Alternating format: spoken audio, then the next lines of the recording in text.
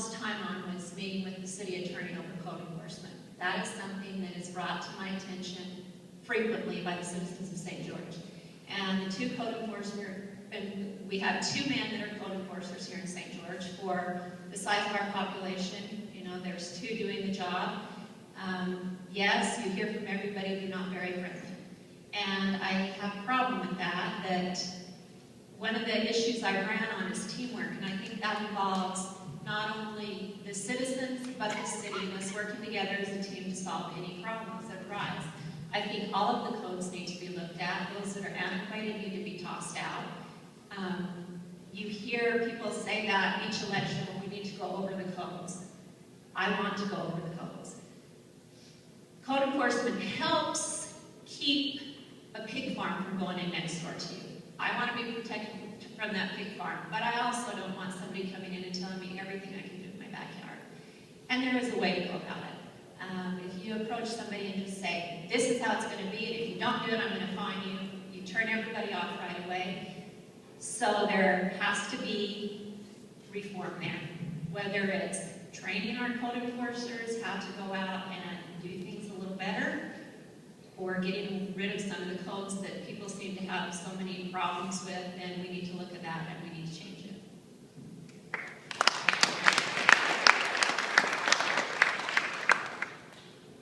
Code enforcement touches everybody's life, whether it's building permits, whether even trash cans that are left out too long, it touches everybody. And from signage, a lot of our business people in towns, code enforcement is quite an issue because that has a lot to do with their business and our sales tax base. So code enforcement is very important. A few years back when it really started off, we had 4 code enforcement officers. The recession resulted in limiting us to 2. Now those individuals that are still there, there's been turnover several times.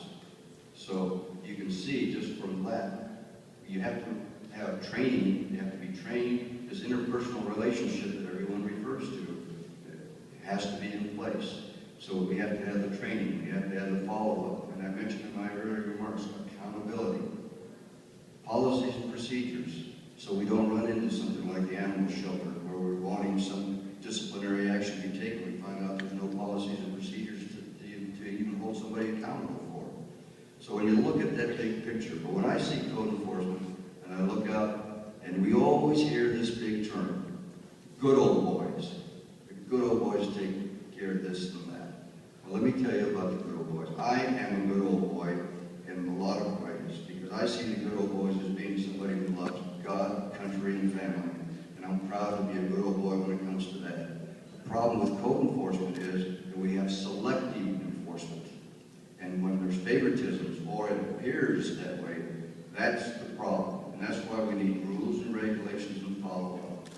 Code enforcement was transferred from the law enforcement side to the city attorney who supervises those people. There's 2 of them.